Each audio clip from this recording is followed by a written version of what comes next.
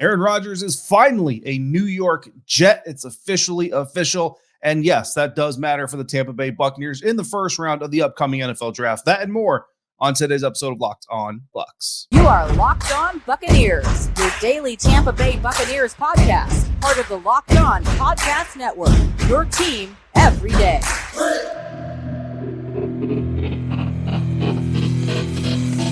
What's up, everybody? Welcome to Locked On Bucs podcast, part of the Locked On Podcast Network, your team every day. This is your daily podcast covering the Tampa Bay Buccaneers, so please subscribe or follow for free on YouTube or wherever you listen to podcasts, as always, so that you get the latest episodes when they drop. I am your Tuesday host, David Harrison, staff writer for BucsGameDay.com, part of Sports Illustrated's FanNation. I'm on Twitter at DHarrison82, but make sure you're also following my co-host, James Yarko, at JYarko_Bucs, and you can find him writing and being the deputy editor of BucsNation.com, part of SB Nation. Thank you for making Locked On Bucs first listen or view of the day, especially our everydayers. Always want to give big thanks to those of you who are hanging out with us 5 days a week. This week is going to be a little bit different, a little bit crazier. In the NFL Draft, we're going to have a little bit more content this week, but it's going to be exciting content. A lot of things coming down the pike a little bit. But we also want to give a warm welcome to you Bucs fans who are just finding the show for the first time this draft season. This week, we tend to get an influx of listeners and or viewers, so we greatly appreciate all of you new Locked On Bucs listeners. Hopefully you become an everydayer. Stick with us. We appreciate the interaction, so make sure you let us know what you think of what's going on with the show. One Locked On Bucs podcast listeners draft duo presents an interesting look at the first 3 rounds of the NFL Draft. But first, we dive into the impact of the Aaron Rodgers trade that went down and was finally made final on Monday afternoon. In that trade, the New York Jets got quarterback Aaron Rodgers. They also got a 2023 number 15 and number 170th overall pick. The Green Bay Packers, in exchange, got 2023 number 13, first of all, number 42 and number 207. And in 2024, they got a conditional second round pick that will become a first round pick if Aaron Rodgers plays 65% of the snaps for the New York Jets this coming season. So basically, if A-Rod stays healthy, the Green Bay Packers will get a number 13 this year, a 42 this year, which is a second rounder, 207, which is obviously later in the draft, and then they will get a first round pick next year from the New York Jets as well. The most obvious potential impact on the Tampa Bay Buccaneers comes with that first round swap, right? So that's what we're going to kind of dive in here, because the Green Bay Packers, they need potentially a quarterback. The belief is that they're going to roll forward with Jordan Love, right? But hey, if a quarterback falls to number 13, maybe they go ahead and pull the trigger on that. If one of these top 4 guys does anyway, or if you believe that Hendon Hooker hype that he might be moving up there in the first round of people's boards, maybe the Green Bay Packers go ahead and make that move as well.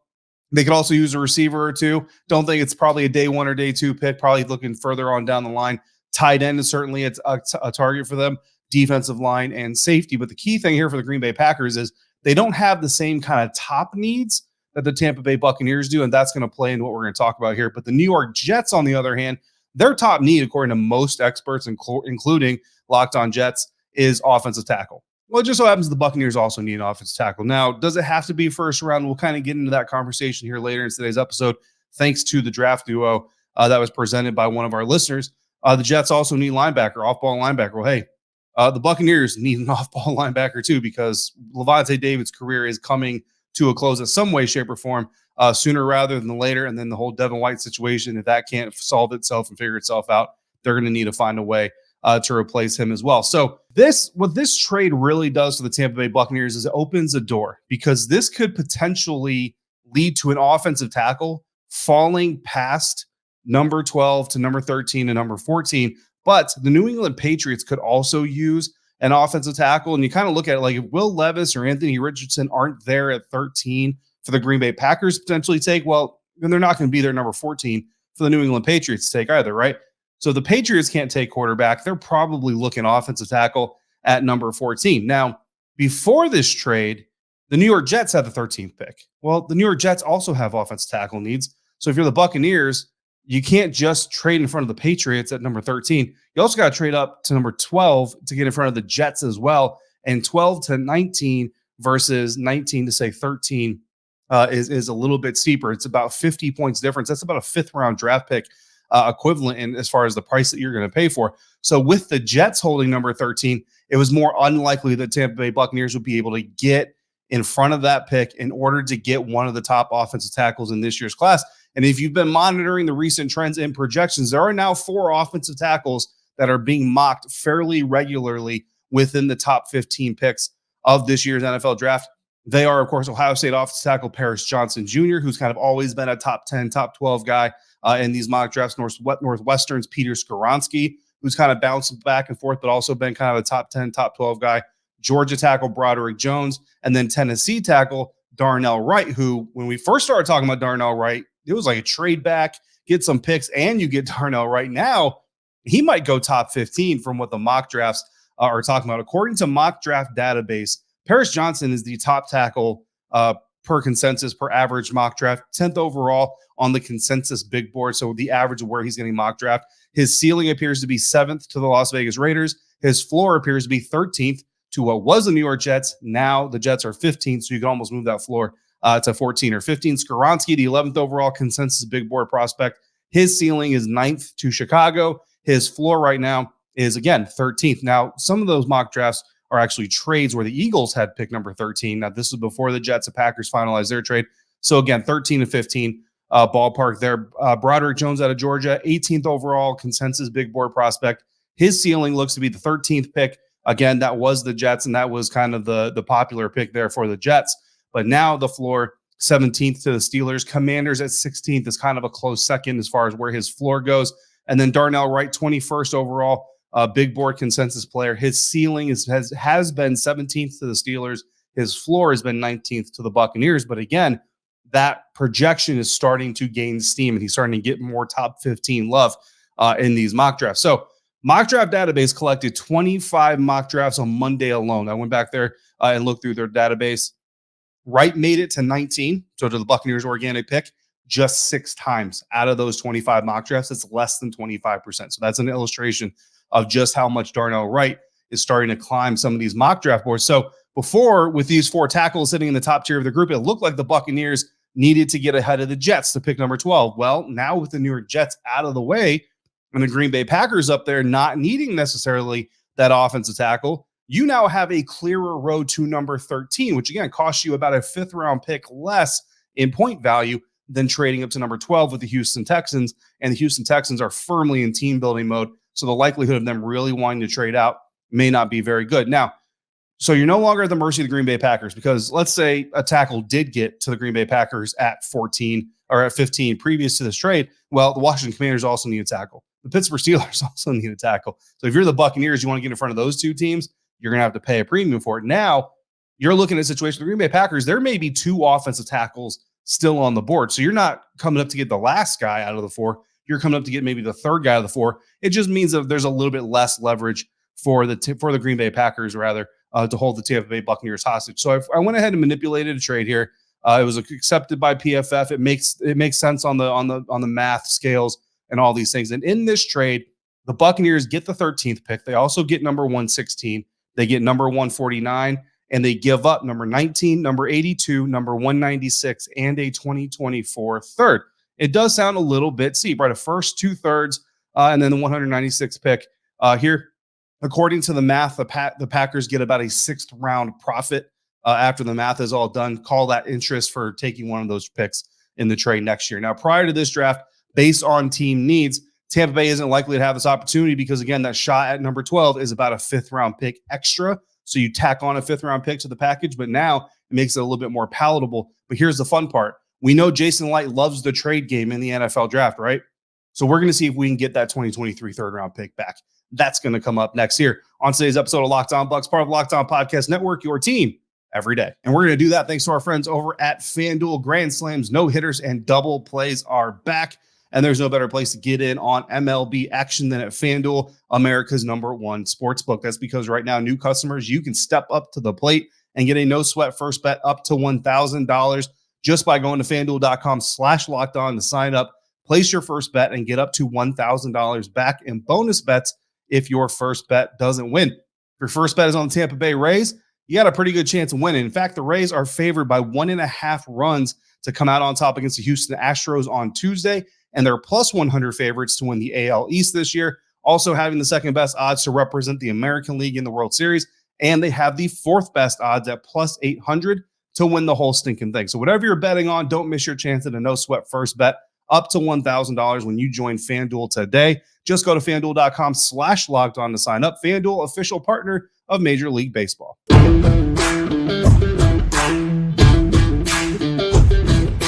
Thanks once again for making Locked On Bucs your first listen or your first view of the day. Locked On's NFL mock draft special is here, and it's bigger than ever. Follow along all 32 teams' first pick in a 6-episode ultimate mock draft experience that only Locked On can deliver. All episodes are available now on the Locked On NFL Draft stream on YouTube or wherever you listen to podcasts. James made our pick, and I'll admit, at the time I wasn't really on board with it, but I liked what he did as far as the rest of the first round has progressed, and I think you are going to as well. So make sure you check that out to really flesh out whether or not this deal that we just brokered between the Tampa Bay Buccaneers and the Green Bay Packers, right? We just moved up from 19 to 13 with the Green Bay Packers to try to get one of these top 4 tackles in this year's NFL class. In order to do that, we gave up a third-round pick. We gave up number 82 in the third round. We also gave up number 196 this year, and we actually gave up a 2024 third. Again, using some traditional draft pick value charts, the math works out. The Packers actually come out with a little bit of a profit, but again, we're pushing one of those picks, a third-round pick, into next season, which I think for the Packers, that makes sense. Let's see what you have in Jordan Love. If it doesn't work, you got an extra third-round pick next year in your back pocket to help build the team around whoever your next quarterback is going to be. So I think it works out a little bit for both teams. The Packers trade back. They can still get one of those top needs, whether it be a receiver, a tight end, or somebody else at number 19. And the Buccaneers win because they get offensive tackle Broderick Jones. So after that trade is done, we have offensive tackle Broderick Jones out of Georgia. Jones and Wright were both left on the board. I took Broderick Jones. You might want Darnell Wright. It's fine. That's really kind of a Mox Knicks part of this. Either way, you're getting an offensive tackle for the Tampa Bay Buccaneers, right? But we also saw pick number 50. We've got 116, 149, 153, 175, 179, 181, and 252. That's a lot of picks still left, right? And a lot of bargaining chips for Jason Light to potentially move up in, say, the 5th round or something like that if he wants to. But I don't like that gap from 50 to 116. That is too big of a gap for me. Like if you're in one buck, like Logan and Caleb from BucsGameDay.com, from 50 to 116, like you're going to head down the road. You're going to go grab some dinner. You know what I mean? You're just going to have a good old time waiting for 66 picks to go by. So at 50, I am now looking for a trade partner. I want to see if I can fill that gap a little bit. So when I get to pick 50 on the PFF mock draft simulator, I've got the Cardinals, the Broncos, the Falcons, and the Packers, interestingly enough, giving me a call. Now, the Cardinals are the closest pick to 50, so I want to see if I can broker a deal with them. Fall back as little as possible, but gain that top 100 pick if I can. Pick 50 is worth 400 points according to the adjusted Jimmy Johnson scale that I was using for this exercise size. And in the trade, I get the Buccaneers number 66, so we go back from 50 to 66, but we also gain number 96, and we get a 2024 fifth. So you don't get that 2024 third back, but we do get the 2023 third. We add another third, and we get a 2024 fifth. So not apples and apples, but those are some pretty good looking oranges in comparison to the apples that we gave away, right? Now, the Cardinals, they get number 50, and they take TCU guard Steve Avila, which immediately breaks my heart because Steve Avila is my dude, and I want to see him be successful. And let's be honest, the Arizona Cardinals just don't look like that team, right? But let's worry about the Buccaneers. What does the rest of this draft class look like now that we made that trade? At number 66, we grabbed Jartavius Martin, slot cornerback out of Illinois. No, I'm not doing that just to make James happy. Legitimately, when I saw he was available, I said, yes, absolutely. Got to go there with that pick. Number 96, our next third-round pick, we get Tajay Spears, running back out of Tulane, to complement Rachaad White, a very electric duo there. Chase Edmonds, kind of a veteran in that room. And then Keyshawn Vaughn, we'll see what he can do here in this next season. Number 116, we grab the tight end that we need to complement Cade Otton and Ko Kieft. It's not as phonetically pleasing as the tight end we got last night, but we get Luke Schoonmaker out of Michigan at 116. 149, we get defensive lineman Kobe Turner out of Wake Forest to try to bring some power and some strength to that defensive line, maybe get some more penetration that offenses have to worry about in order to help Shaq Barrett and Joe Tryon-Schwenka get a little bit better. Number 153, we come back. We get linebacker Ivan Pace Jr. out of Cincinnati, future off-ball guy, compete with KJ Britt, see if we can find a gem here in the middle part of the NFL draft. 175, safety Anthony Johnson Jr., good depth, good versatility. 179, we get Jackson Kirkland out of Washington to add some depth to our interior offensive line. Number 181 and number 252, we're coming back-to-back wide receivers. Jalen Moreno-Cropper, a little bit more of a Russell Gage type of player. See if we can develop him over the course of the year. Number 252, Darius Davis. He's also kind of a slot guy, speedster type guy, but I'm looking at Darius Davis to potentially be my punt returner, or at least compete for a punt return spot. So that's how the class ends up turning out. And look, PFF gives me an A, right? So let me know what you think about it. But at the end of the day, we go from 19 and all the rest of the picks. We do trade a third this year. We do trade a third next year. We get rid of some other mid-round capital, but we get back a third this year. We actually end up with 2 third-round picks this year in our second trade. We don't get the third back next year, but we can worry about that at a later time. But the bottom line is I think you have your starting offensive tackle here in Broderick Jones. I mean, look, the Bucs might tell him he's got to move to the right. Who knows what they can do? They can do with either of these guys. But you get Broderick Jones, so you secure your starting offensive tackle position. You get Jartavius Martin in there from Illinois. He can be your immediate slot guy to fold into that cornerback room. Tajay Spears, a good complimentary guy, a good number 2 tight end that who knows? I mean, you let him and Cade Otton figure it out. Who's going to be the one? Who's going to be the 2 or 3 years from now? Right now, Luke Schoonmaker's the 2, but 3 years from now, he could be the number 1. We get some defensive line help, linebacker depth, safety depth. I mean, look, we got depth and we've got potential playmakers all over the board here for the Tampa Bay Buccaneers. Again, PFF gave me an A. Let me know what you give me in this thing. And don't forget, the Bucs also got Tristan Wirfs at number 13. So there's a little bit of magic here, guys. Getting an offensive tackle at number 13 has worked for the Tampa Bay Buccaneers. And oh, by the way, it's also a trade up that the Buccaneers had to get that number 13th overall pick. So a lot of fun with that exercise. We'll see what actually happens when Thursday night, when the first round of the NFL draft actually comes around, see what the Buccaneers do, see how this thing really unfolds and impacts the Buccaneers pick. But that Aaron Rodgers trade absolutely has an impact on what might happen with the Tampa Bay Buccaneers. Now, one Locked On Bucs listener presented an interesting draft duo in the YouTube comments recently. We're going to discuss that here in just a moment with some input from Locked On NFL Draft's own Damian Parson. That's coming up next on today's episode of Locked On Bucs. And we're going to talk about that thanks to our friends over at BetterHelp, because this show is brought to you by BetterHelp. Getting to know yourself can be a lifelong process, especially because we're always growing and changing.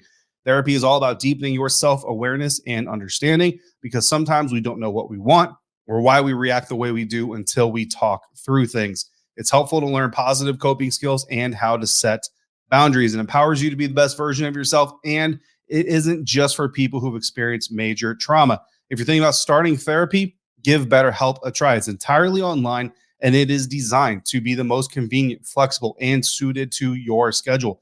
Discover your potential with BetterHelp. Visit BetterHelp.com/lockedon today. Get 10% off your first month. That's BetterHelp, HELP.com/lockedon.